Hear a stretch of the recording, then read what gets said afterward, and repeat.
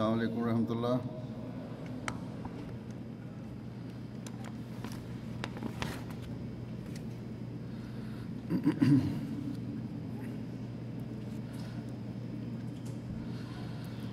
اشہد ان لا الہ الا اللہ وحدہ لا شریک لہ واشہد ان محمدا عبدہ ورسولہ اما بعد فاعوذ باللہ من الشیطان الرجیم بسم اللہ الرحمن الرحیم الحمد للہ رب العالمین الرحمن الرحیم مالک یوم الدین إياك نعبد وإياك نستعين اهدنا الصراط المستقيم صراط الذين أنعمت عليهم غير المغضوب عليهم ولا الضالين۔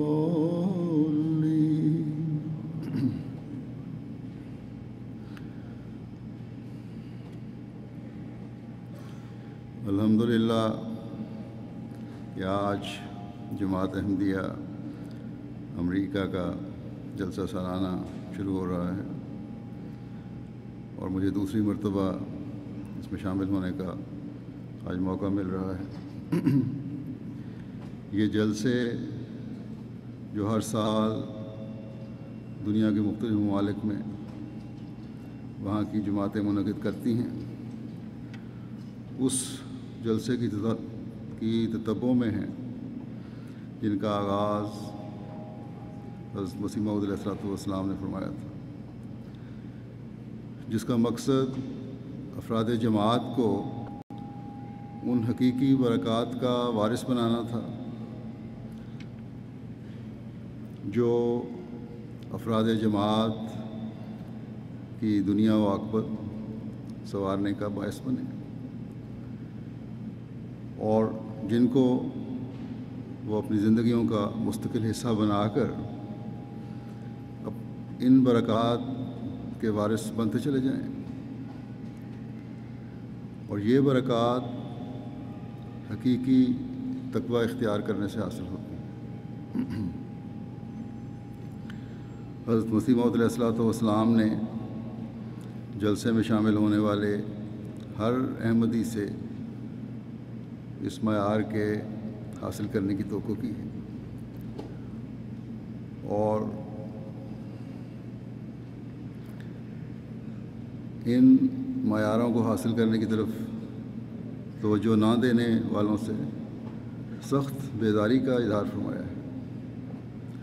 بس یہ جلسہ جہاں برکتوں کا سامان لے کر آتا ہے، وہاں ایک سچے احمدی کے لیے بڑے خوف کا مقام ہے کہ اللہ تعالیٰ نے اسے سال میں ایک مرتبہ ایک خاص ماحول میں رہ کر اپنی اصلاح کرنے کا موقع دیا، اپنی کمزوریوں کو دور کرنے کا موقع دیا، نئے سرے سے اپنے ایمان و ایقان اور روحانیت کو سیکل اور مضبوط کرنے کا موقع دیا۔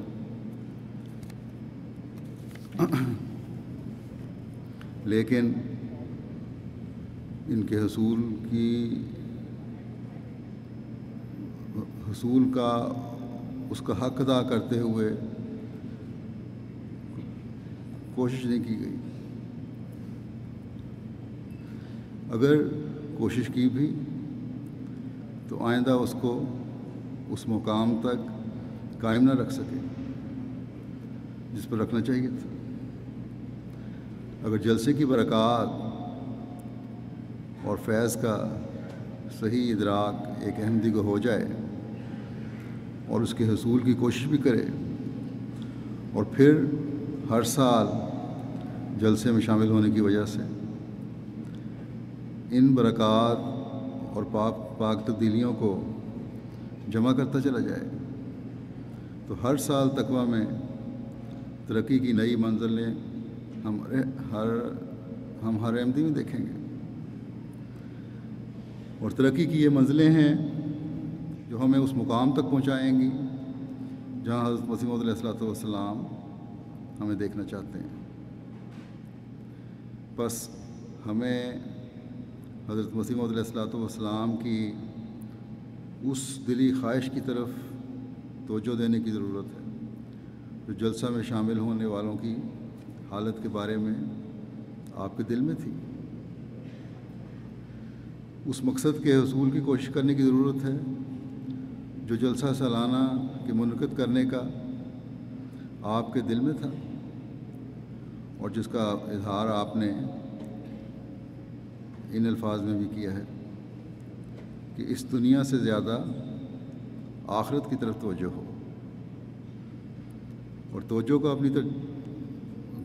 اپنی ترجیحات کا یہ معیار حاصل کرنے کے لیے آپ علیہ السلام نے اس بات پر شدت سے زور دیا کہ اپنے اندر تقویٰ پیدا کرو، اور تقویٰ یہ ہے کہ اللہ تعالیٰ کے حقوق بھی اس کا خوف اور خشیت دل میں رکھتے ہوئے ادا کرو، اور بندوں کے حقوق بھی اللہ تعالیٰ کا خوف اور اس کی خشیت دل میں رکھتے ہوئے ادا کرو۔ اللہ تعالیٰ کے حقوق میں سے سب سے بڑا حق عبادت کا ہے، اور عبادت میں سب سے اہم چیز نماز ہے، جس کے بارے میں حضرت صلی اللہ علیہ وسلم نے فرمایا کہ یہ عبادت کا مغز ہے۔ ایک حقیقی مومن کے اس اہم فرض اور اللہ تعالیٰ کے اس حق کے بارے میں نے گزشتہ خطبے میں کچھ روشنی ڈالی تھی، بس جنہوں نے نہیں سنا وہ اس کو سنیں، اور اپنی عبادت کے کم از کم یہ معیار حاصل کرنے کی کوشش کریں۔ اس جلسے میں جب آپ کو نمازوں کی طرف توجہ رہے گی یا ماحول کی وجہ سے بہرحال باجماعت نمازیں پڑھنی پڑیں گی، تو پھر ان کو اپنی زندگیوں کا حصہ بنا لیں۔ جلسے کے دنوں میں خاص طور پر یہ دعا کریں اور اس کے لیے کوشش کریں کہ خدا تعالیٰ سب کو اپنے اس فرض اور اللہ تعالیٰ کے اس حق کو حقیقی رنگ میں ادا کرنے کی توفیق عطا فرمائے۔ یہاں ایک وضاحت کرنا چاہتا ہوں کہ یہاں جلسے کے پروگراموں اور دور سے آئے ہوئے مسافروں کی سہولت کے لیے نمازیں جمع کر کے پڑھائی جاتی ہیں، اور شریعت اس کی اجازت دیتی ہے، لیکن اپنے گھروں میں اور بغیر مجبوری کے نمازیں جمع کرنے کا کوئی جواز نہیں ہے۔ بعض گھروں میں لگتا ہے کہ مستقل نمازیں جمع کی جاتی ہیں، کیونکہ بچوں سے جب پوچھو کہ ایک دن میں کتنی نمازیں ہیں تو بعض کا جواب یہ ہوتا ہے کہ 3 نمازیں ہیں، جسے صاف پتہ چل جاتا ہے کہ ان گھروں میں نمازوں کا اہتمام نہیں ہے۔ قرآن کریم نے 5 نمازیں فرض کی ہیں۔ حضرت صلی اللہ علیہ وسلم نے اپنی سنت سے ہمیں 5 نمازوں کے اوقات بھی بتائے اور انہیں کس طرح پڑھنا ہے یہ بھی کر کے دکھایا۔ حضرت مسیح موعود علیہ السلام نے بار بار اس طرف توجہ دلائی ہے۔ گزشتہ خطبے میں نے اس کی تفصیل بھی کچھ حد تک حضرت مسیح موعود علیہ السلام کے اقتباسات کی روشنی میں بیان کی تھی۔ بس اس اہم فریضے کی طرف بہت توجہ دیں، اور پھر تقویٰ کے معیار اونچے کرنے کے لیے، اللہ تعالیٰ کا حق ادا کرنے کے لیے صرف نمازوں پہ ہی اکتفا نہ ہو، بلکہ انہیں دوسری بعض باتیں بھی فرض ہیں، وہ بھی ادا کرنا ضروری ہے۔ پھر نوافل ہیں، وہ ادا کرنے بھی ضروری ہیں۔ اپنی نمازوں کو پھر نوافلوں سے بھی سجائیں، تہجد اور دوسرے نوافل کی طرف توجہ دیں۔ ان 3 دنوں میں بہت سو کی تہجد کی طرف توجہ ہوگی۔ جب توجہ ہو تو پھر اسے زندگی کا حصہ بنائیں، کیونکہ فرائض کی کمیاں نوافل سے پوری ہوتی ہیں، اور نوافل میں تہجد کی بڑی اہمیت ہے۔ حضرت مسیح موعود علیہ الصلوۃ والسلام نے اس طرف جماعت کو بہت توجہ دلائی ہے۔ فرماتے ہیں ہماری جماعت کو چاہیے کہ وہ تہجد کی نماز کو لازم کر لیں، جو زیادہ نہیں وہ 2 ہی رکعت پڑھ لے، کیونکہ اس کو دعا کرنے کا موقع بہرحال مل جائے گا۔ اس وقت کی دعاؤں میں ایک خاص تاثیر ہوتی ہے، کیونکہ وہ سچے جوش اور درد سے نکلتی ہیں۔ فرمایا کہ جب تک ایک خاص سوز اور درد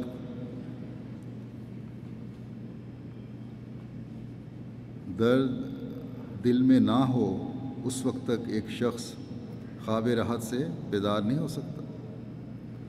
نیند سے اٹھنا یہ بتاتا ہے کہ اللہ تعالیٰ کی رضا چاہنے کے لیے انسان یہ قربانی کر رہا ہے اپنی نیند کی۔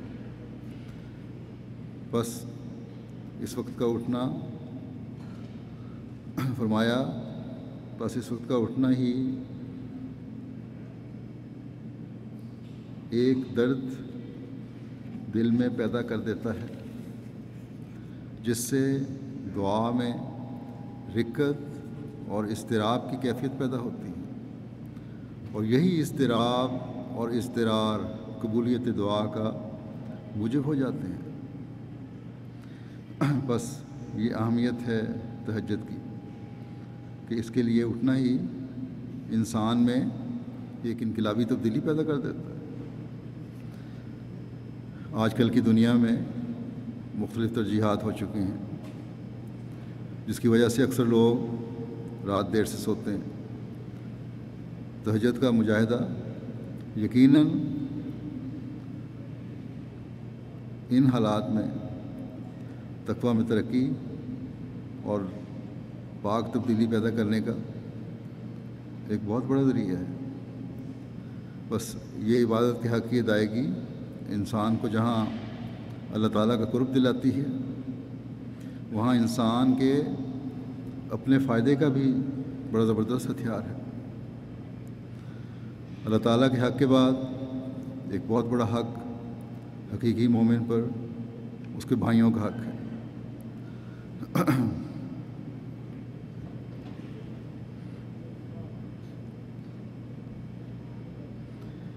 قطع نظر اس کے، یا کہنا چاہیے کہ انسانیت کا حق ہے، اور قطع نظر اس کے کہ کون کس قوم کا ہے اور کس مذہب کا ہے، انسانیت کے ناطے ایک دوسرے کا حق ادا کرنے کی اللہ تعالیٰ اور اس کے رسول صلی اللہ علیہ وسلم نے بار بار تلقین کی ہے۔ اور مومن کا تو جو ایک مومن ہے اس کا دوسرے مومن پر تو اور بھی بہت زیادہ حق ہے۔ اس کے بارے میں خاص طور پر حضرت صلی اللہ علیہ وسلم نے پھر شدت سے تلقین فرمائی ہے، جس کی ادائیگی کی کوشش کرنی چاہیے۔ اس لیے آپ نے حضرت مسیح علیہ السلام نے جلسہ کے مقاصد بیان کرتے ہوئے حقوق العباد کی ادائیگی کی طرف بھی بہت توجہ دلائی ہے۔ فرمایا کہ دوسروں کے لیے اپنے دل میں رفق اور نرمی پیدا کرو، ہمدردی پیدا کرو، اور صرف یہ جلسوں تک ہی محدود نہ ہو، بلکہ پھر عام زندگی میں بھی اس کا اظہار ہو۔ بعض دفعہ چھوٹی چھوٹی باتوں پر بھائی بھائی ایک دوسرے سے ناراض ہو جاتے ہیں، اور میں نے دیکھا کئی کئی سال ناراض رہتے ہیں، اور یہ ناراضگیاں پھر دوسرے رشتوں میں بھی آگے ٹرانسفر ہوتی چلی جاتی ہیں۔ پھر یہ رفق، نرمی اور ہمدردی اور ایک دوسرے کے جذبات اور احساسات کا خیال رکھنے میں کمی جو ہے، اس سے پھر بعض دفعہ گھروں میں جب ہمدردی کی کمی ہو جاتی ہے، پیار اور محبت کی کمی ہو جاتی ہے، تو اس سے گھر بھی ٹوٹ رہے ہوتے ہیں۔ ایک وقت تھا جب ہم کہا کرتے تھے کہ مغربی دنیا میں آزادی کی وجہ سے گھروں کی بے سکونی ہے، اور طلاقوں کی شرح بہت زیادہ ہے یہاں۔ خاوند بیوی ایک دوسرے کے جذبات اور احساسات کا خیال نہیں رکھتے، نرمی اور پیار اور محبت سے ایک دوسرے سے بات کرنا گوارا نہیں کرتے۔ ایک سٹیج کے بعد شروع میں جو محبتیں ہوتی ہیں، آخر میں وہ دشمنیوں پر منتج ہو رہی ہوتی ہیں۔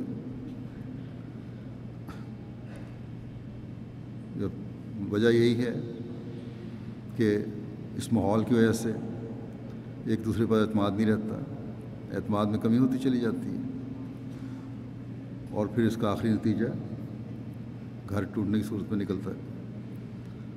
اب ہمارے لیے بھی یہ لمحہ فکریہ ہے، احمدی گھروں میں بھی بے سکونی بڑھتی چلی جا رہی ہے، اور نتیجتاً گھر ٹوٹ رہے ہیں۔ جہاں سے مجھے خدا کی رپورٹیں آتی ہیں یا جماعت کی اصلاحی کمیٹیوں کی رپورٹیں آتی ہیں، ان اکثر جگہوں پر طلاقوں اور خلا کی شرح بہت بڑھتی چلی جا رہی ہے۔ بس ایک احمدی کو رفق، نرمی اور ہمدردی کے ہر پہلو پر حاوی ہونے کی ضرورت ہے، اور اس کے لیے کوشش کرنی چاہیے۔ اپنے دائرے کو وسعت دینے کی ضرورت ہے، تبھی ہم حقیقی احمدی بن سکتے ہیں۔ بس اس جلسے میں بھی اس پہلو کی طرف بھی توجہ دیں اور اس کے اعلیٰ معیار حاصل کرنے کی کوشش کریں، اور پھر اس پر قائم رہنے کا عہد بھی کریں۔ ہمیں یاد رکھنا چاہیے کہ ہم نے حضرت مسیح موعود علیہ الصلوۃ والسلام کے ہاتھ پر کامل اطاعت کا عہد کیا ہے۔ پاک تبدیلیاں پیدا کرنے اور تقویٰ پر قائم رہنے کا تجدید عہد کیا ہے۔ اسے ہمیں ہمیشہ اپنے سامنے رکھنا چاہیے، ورنہ نہ ہم عہد بیعت نبھانے والے ہیں، اور نہ ہی ہم جلسے کی برکات سے فیض اٹھانے والے ہیں۔ جلسے ہوتے ہیں تو آپ ترانے اور نظمیں پڑھتے ہیں، شروع ہو جاتے ہیں نظموں پہ، اور ایم ٹی اے پر اس کو دکھانے کی وجہ سے اس میں رنگینیاں پیدا کرنے کی کوشش کی جاتی ہے۔ بڑے زور شور سے برکتوں کے دن آنے کے ترانے گائے جاتے ہیں۔ بس برکتوں کے دن سے فائدہ اٹھانے کے لیے تقویٰ کا حصول ضروری ہے۔ اللہ تعالیٰ اور اس کے رسول کی تعلیم کی کامل پیروی کی ضرورت ہے۔ حضرت مسیح موعود علیہ الصلوۃ والسلام سے عہد بیعت نبھانا ضروری ہے، ورنہ دن بے شک برکتوں کے ہوں، ہم ان برکتوں سے فائدہ نہیں اٹھا سکتے۔ حضرت مسیح موعود علیہ الصلوۃ والسلام نے فرمایا ہے کہ یہ کوئی دنیاوی میلہ نہیں ہے جہاں تم آئے ہو، جو دنیاوی فائدہ اٹھانا تھا تم نے اٹھا لیا اور چلے گئے، بلکہ اس کی حقیقی برکات سے فائدہ اٹھانے کی کوشش کرو۔ اور اس کے لیے حضرت مسیح موعود علیہ الصلوۃ والسلام ہم سے کیا چاہتے ہیں، اس بارے میں چند باتیں آپ علیہ السلام کی آپ لوگوں کے سامنے پیش کرتا ہوں۔ حضرت مسیح علیہ السلام کی ہر بات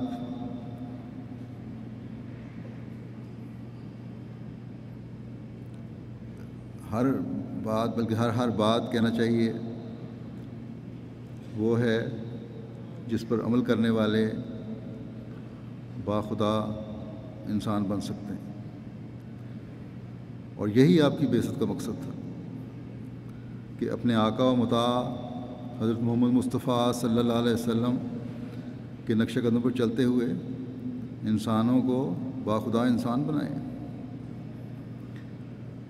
بس سب سے پہلے تو میں آپ علیہ السلام کے الفاظ میں آپ کا مقام اور اس کی اہمیت اور آپ کی کامل اطاعت کے بارے میں بیان کرتا ہوں۔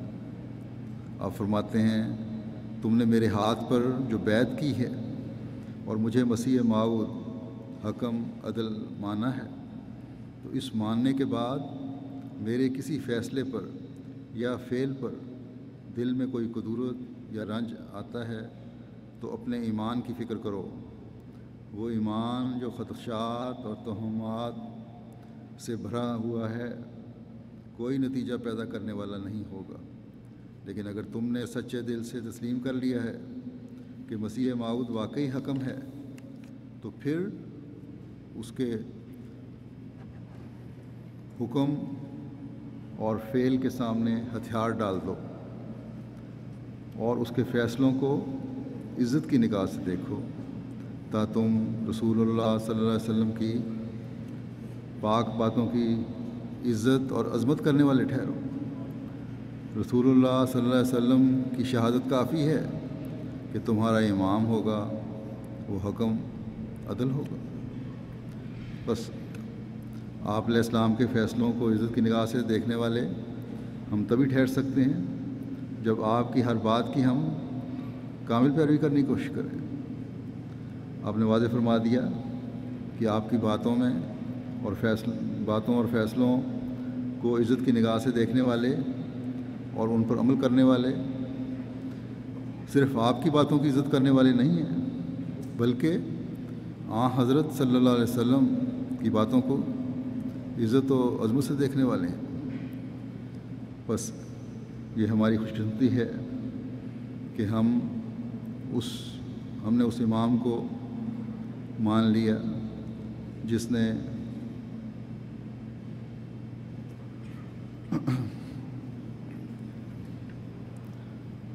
وہ ہر بات کھول کر ہمارے سامنے رکھ دی جو حضرت صلی اللہ علیہ وسلم نے بیان کی تھی،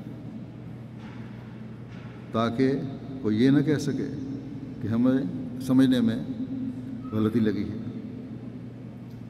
بس ایک احمدی جب بیعت کرتا ہے تو اپنی ذمہ داریوں پر ہمیشہ نظر رکھنے کی ضرورت ہے۔ دنیاوی خواہشات اور دنیاوی ترجیحات اسے عہد بیعت سے دور لے جاتی ہیں، اور حقیقت میں ایسے شخص کا عہد بیعت نہیں رہتا۔ بس اس جلسے کے دنوں میں اس پہلو سے بھی ہر احمدی کو اپنے جائزے لینے کی ضرورت ہے۔ جماعت کو نصائح کرتے ہوئے آپ علیہ السلام نے فرمایا کہ خدا تعالیٰ نے یہ سلسلہ قائم کیا ہے اور اس کی تائید میں صدہا نشان اس نے ظاہر کیے ہیں۔ اس سے اس کی غرض یہ ہے کہ یہ جماعت صحابہ کی جماعت ہو اور پھر خیر القرون کا زمانہ آ جائے، یعنی وہ زمانہ آ جائے جو بہترین زمانہ تھا پہلی صدیوں کا۔ جو لوگ اس سلسلہ میں داخل ہوں چونکہ وہ آخرین منہم میں داخل ہوتے ہیں، اس لیے وہ جھوٹے مشاغل کے کپڑے اتار دیں اور اپنی ساری توجہ خدا تعالیٰ کی طرف کریں۔ بس جب ہمیں اللہ تعالیٰ نے یہ خوشخبری دی ہے کہ مسیح موعود کے بعد دائمی خلافت کا سلسلہ بھی قائم رہنا ہے، تو ہمیں اس سے فیض اٹھانے کے لیے خیر القرون کے زمانے کو بھی قائم رکھنے کی کوشش کرتے چلے جانا چاہیے۔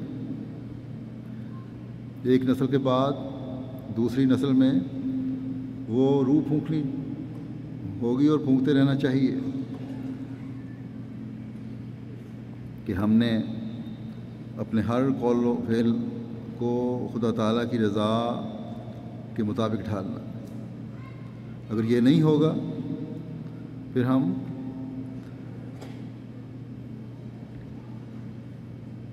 اس عمدہ زمانے کی خواہش رکھنے والے نہیں ہوں گے جس کا ذکر حضرت مسیح علیہ السلام نے کیا، بلکہ اندھیرے دور میں پھر ڈوبتے چلے جائیں گے۔ بس اس کے لیے کوشش کرنے کی بھی بہت ضرورت ہے۔ پھر آپ فرماتے ہیں کہ جہاں میرے ماننے والوں میں ذکر الہی میں خاص رنگ ہو، وہاں آپس کے محبت و پیار میں بھی خاص رنگ ہو۔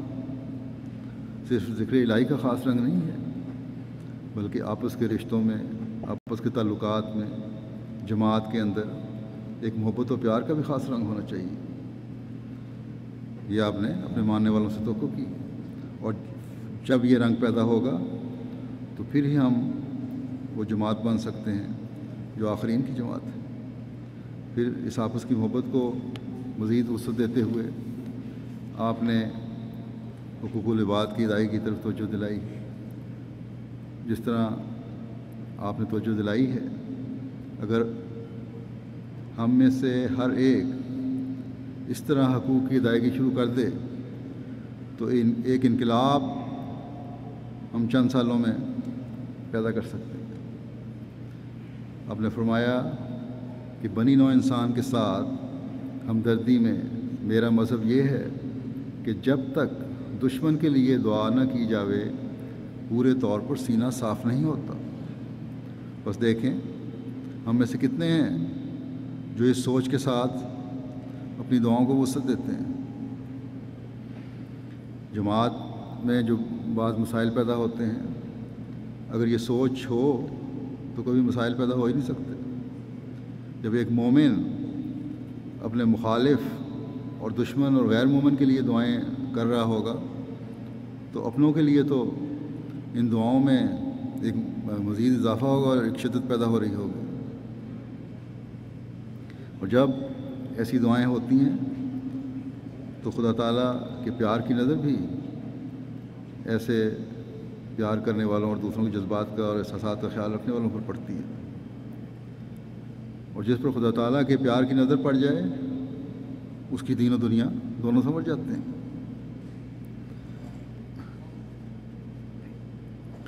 آپ علیہ السلام کی اس عام نصیحت کو بھی ہمیشہ ہمیں سامنے رکھنا چاہیے۔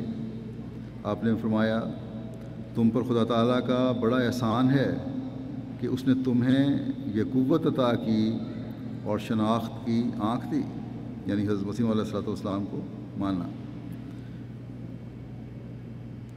آپ کو قبول کرنے کی توفیق عطا فرمائی۔ فرمایا اگر وہ یہ فضل نہ کرتا تو جیسے اور لوگ گالیاں دیتے ہیں تم بھی ان میں ہی ہوتے، یعنی حضرت مسیح علیہ السلام کو جس طرح لوگ گالیاں دیتے ہیں تم لوگ بھی ان میں ہوتے اگر اللہ تعالیٰ کا خاص فضل تم پر نہ ہوتا۔ فرمایا جس چیز نے تم کو کھینچا وہ محض اللہ کا فضل ہے۔ فرمایا یہ خیال مت کرو کہ ہم مسلمان ہیں، اسلام بڑی نعمت ہے، اس کی قدر کرو، مگر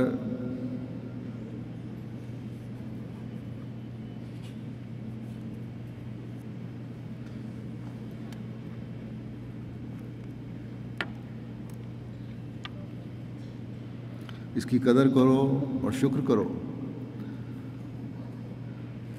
بس نام کا مسلمان ہونا اور احمدی ہونا کوئی چیز نہیں ہے، اصل چیز جو فضل اللہ تعالیٰ کا اسلام اور احمدیت کے قبول کرنے کی صورت میں ہوا ہے اس کی قدر کرنے کی ضرورت ہے۔ اور قدر کس طرح ہو سکتی ہے؟ فرمایا کہ اس کے اندر فلاسفی ہے جو زبان سے کہہ دینے سے حاصل نہیں ہوتی، اسلام اللہ تعالیٰ کے تمام تصرفات کے نیچے آ جانے کا نام ہے، یعنی اسلام نام ہے اللہ تعالیٰ کے جتنے بھی احکامات ہیں ان کے نیچے آنے کا، اور اس کا خلاصہ خدا کی سچی اور کامل اطاعت ہے۔ مسلمان وہ ہے جو اپنا سارا وجود خدا تعالیٰ کے حضور رکھ دیتا ہے، اور جب اس حالت کو ایک مومن پہنچ جاتا ہے تو پھر قرآن کریم کی آیت آپ نے پیش فرمائی جس میں اللہ تعالیٰ فرماتا ہے کہ بلا من اسلم وجہہ للہ وہو محسن ولہ اجرہ عند ربہ ولا خوف علیہم ولا هم یحزنون۔ کیوں نہیں، جو بھی اپنے آپ کو خدا تعالیٰ کے سپرد کر دے اور وہ احسان کرنے والا ہو تو اس کا اجر اس کے رب کے پاس ہے، اور ان لوگوں پر کوئی خوف نہیں ہوگا اور نہ وہ غمگین ہوں گے۔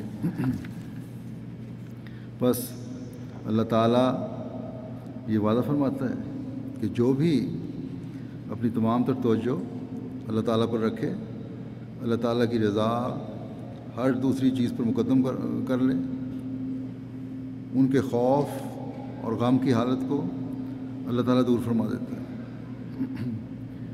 احسان کا مطلب ہے کہ دوسروں سے نیک سلوک کرنا، ایسا سلوک جس میں کوئی ذاتی مفاد نہ ہو، اور پھر یہ بھی مطلب ہے کہ اپنے علم اور عمل میں نیکی مد نظر ہو۔ ایک انسان کا اپنا ہر عمل اور اس کا علم جو ہے اس کا استعمال نیک باتوں کے لیے ہو، اور کسی بھی صورت میں اس میں بدی داخل نہ ہو، اور یہی حالت حقیقت میں وہ حالت ہے جس کو کہہ سکتے ہیں کہ توجہ اللہ تعالیٰ کی طرف ہے۔ بس یہ مقام ہے جو ہر احمدی کو حاصل کرنے کی کوشش کرنی چاہیے۔ بس مسیح موعود علیہ الصلوۃ والسلام فرماتے ہیں کہ یہ حالت ہی ہمیں حقیقی مسلمان بناتی ہے۔ بس ہمیں اپنے آپ کو بیعت میں شامل کرنے کے بعد اسی پر خوش نہیں ہو جانا چاہیے، اسی پر اکتفا نہیں کر لینا چاہیے، بلکہ کہ ہم احمدی ہو گئے، بلکہ اپنے معیار بڑھاتے چلے جانے کی کوشش کرتے رہنا چاہیے۔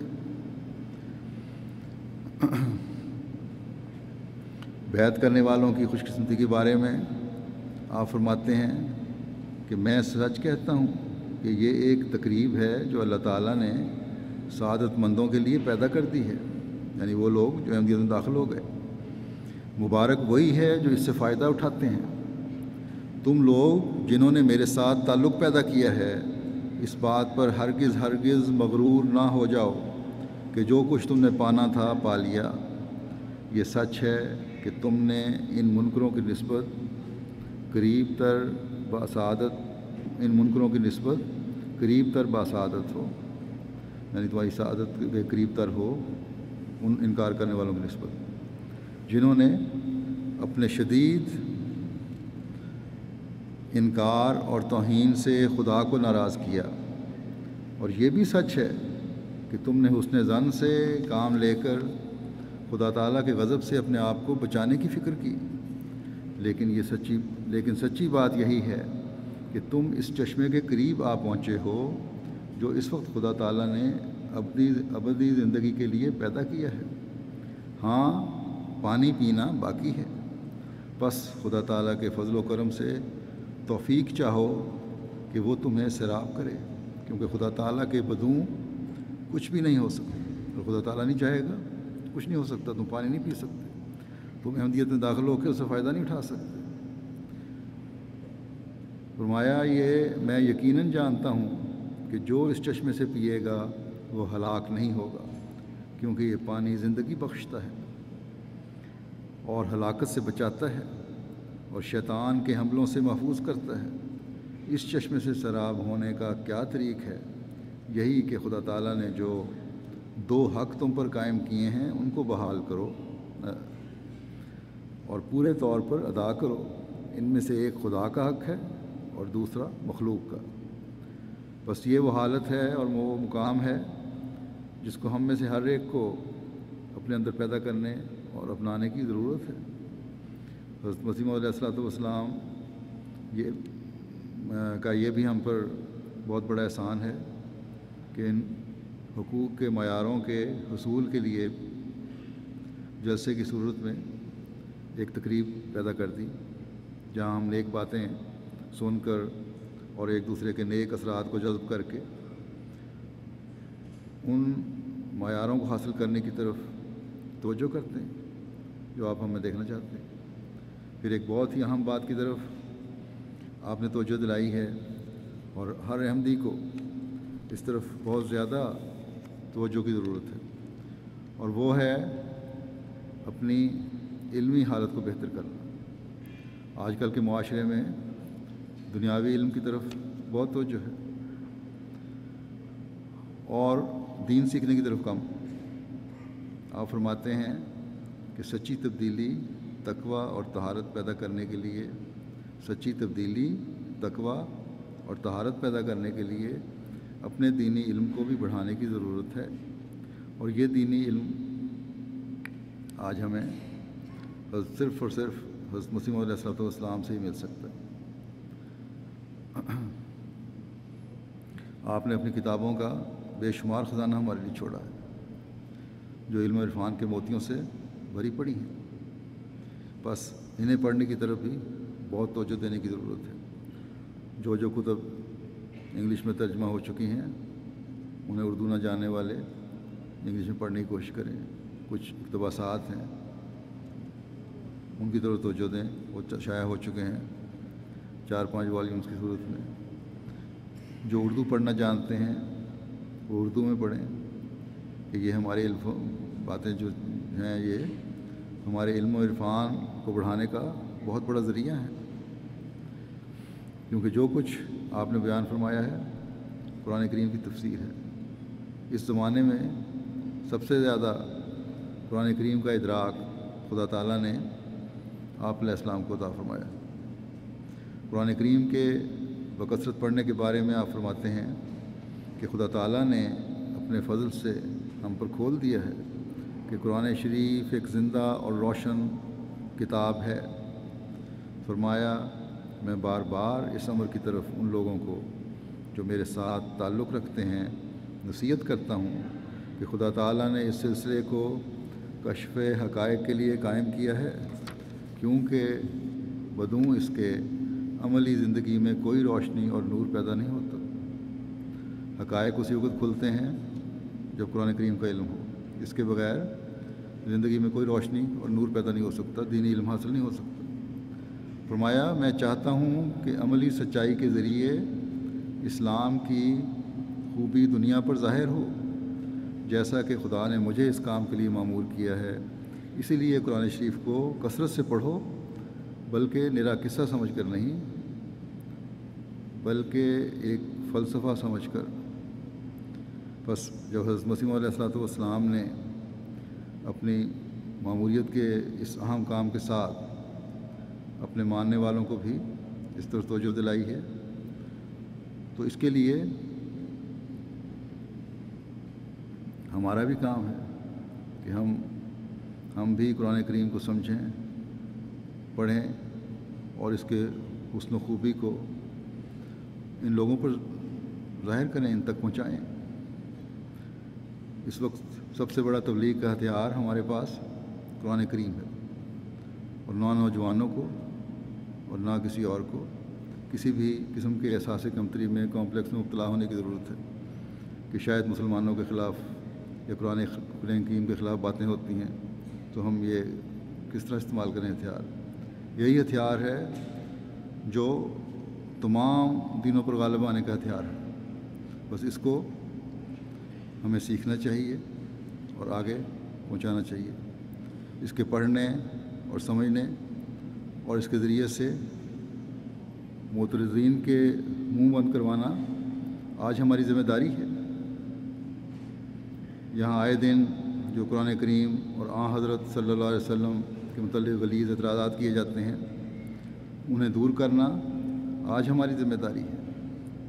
اور یہ صرف چند لوگوں کا ہی کام نہیں ہے کہ خدام الحمدیہ کے ذریعے سے یا کچھ اور چند لوگوں کے ذریعے سے مجلس انصار سلطان القلم قائم ہوگی تو ہم کافی سمجھ لیں، بلکہ ہر احمدی بچے بڑے مرد عورت کو اس طرح توجہ دینے کی ضرورت ہے تاکہ ہم میں سے ہر ایک اسلام کا حقیقی پیغام پہنچانے والوں میں شامل ہو سکے۔ آپ فرماتے ہیں اس سلسلے میں داخل ہو کر تمہارا وجود الگ ہو اور تم بالکل ایک نئی زندگی بسر کرنے والے انسان بن جاؤ۔ جو کچھ تم پہلے تھے وہ نہ رہو۔ یہ مت سمجھو کہ خدا تعالیٰ کی راہ میں تبدیلی کرنے سے تم محتاج ہو جاؤ گے یا تمہارے بہت سے دشمن پیدا ہو جائیں گے۔ نہیں، خدا کا دامن پکڑنے والا ہرگز محتاج نہیں ہوتا، اس پر کبھی برے دن نہیں آ سکتے۔ خدا جس کا دوست اور مددگار ہو، اگر تمام دنیا اس کی دشمن ہو جاوے تو کچھ پرواہ نہیں۔ مومن اگر مشکلات میں پڑے تو وہ ہرگز تکلیف میں نہیں ہوتا، یعنی مشکلات اگر اللہ تعالیٰ کی خاطر آتی ہیں تو ان کو محسوس ہی نہیں کرتا وہ، بلکہ وہ دن اس کے لیے بہشت کے دن ہوتے ہیں۔ خدا کے فرشتے ماں کی طرح اسے گود میں لے لیتے ہیں۔ ان تکلیف کے دنوں میں اللہ تعالیٰ سے ایک خاص تعلق پیدا ہو جاتا ہے، اور اس تعلق کی وجہ سے اللہ تعالیٰ فرشتوں کو حکم دیتا ہے کہ ایسے شخصوں کو اپنی گود میں لے لو، ایسے افراد کو۔ بس یہ چند باتیں ان نصائح میں سے میں نے بیان کی ہیں جو وقتاً فوقتاً حضرت مسیح موعود علیہ الصلوۃ والسلام نے ہمیں بیان فرمائی ہیں، نصائح فرمائی ہیں۔ ہمیں چاہیے کہ ان پر عمل کرنے کی کوشش کریں، اپنی زندگیوں میں ایک ایسی تبدیلی پیدا کریں جو خدا تعالیٰ کی رضا کو حاصل کرنے والی ہو۔ جیسے کہ میں نے کہا، یہ جلسہ ہماری عملی، روحانی، دینی اور علمی حالتوں میں تبدیلی پیدا کرنے کے لیے منعقد ہوتا ہے۔ بس جلسے کے دنوں میں جلسے کے ماحول اور یہاں کی جانے والی تقریروں سے بھرپور فائدہ اٹھانے کی کوشش کریں، اور ہر ایک اپنی حالتوں کے جائزے لے کہ کیا ہم وہ معیار حاصل کر رہے ہیں جو ہم حضرت مسیح علیہ الصلوۃ والسلام ہم سے چاہتے ہیں۔ تبھی ہم جلسہ میں شامل ہونے کا صحیح فائدہ اٹھا سکتے ہیں اور اس کی برکات سے فیض یاب ہو سکتے ہیں، ورنہ یہ بھی دنیاوی میلوں کی طرح کا ایک میلہ ہی ہوگا۔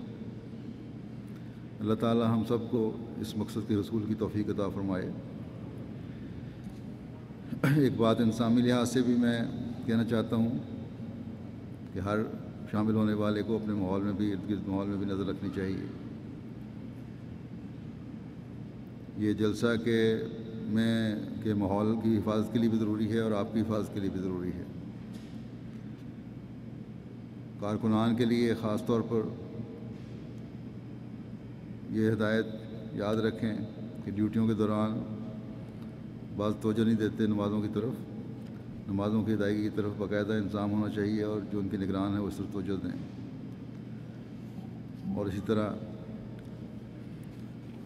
جلسے کے دوران تمام احباب ذکر الہی کی طرف توجہ دیں، یہی ایک بہت بڑا مقصد ہے جلسے کا بھی۔ اللہ تعالیٰ سب کو اس کی توفیق عطا فرمائے۔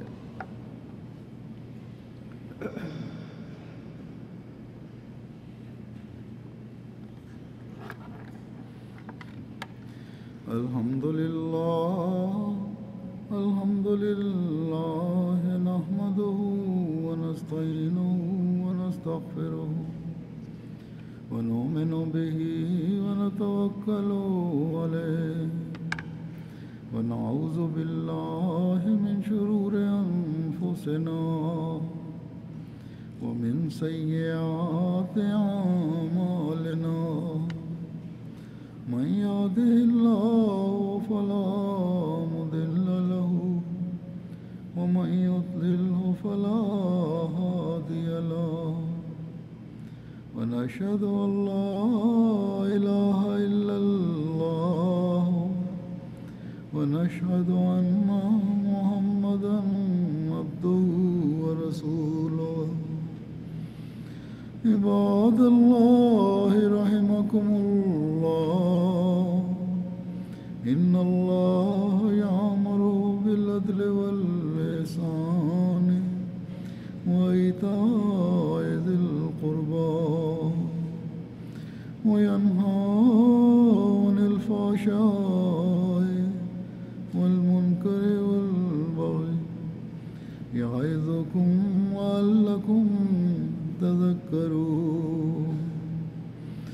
اذكروا الله يذكركم وادعوه يستجب لكم ولذكر الله